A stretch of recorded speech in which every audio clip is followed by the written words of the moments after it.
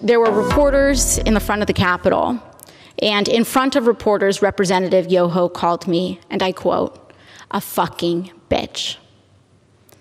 These are the words that Representative Yoho levied against a congresswoman, the congresswoman that not only represents New York's 14th congressional district, but every congresswoman and every woman in this country, because all of us have had to deal with this in some form, some way, some shape, at some point in our lives.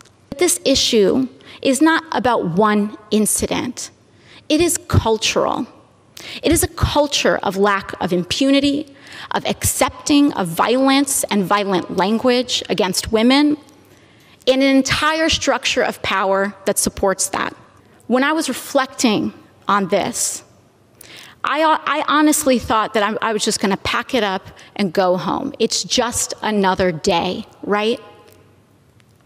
But then yesterday, Representative Yoho decided to come to the floor of the House of Representatives and make excuses for his behavior. And that I could not let go. I will not stay up late at night waiting for an apology from a man who has no remorse over calling women and using abusive language towards women.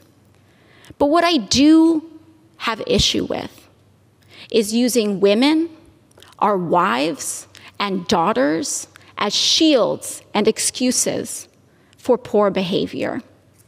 Mr. Yoho mentioned that he has a wife and 2 daughters.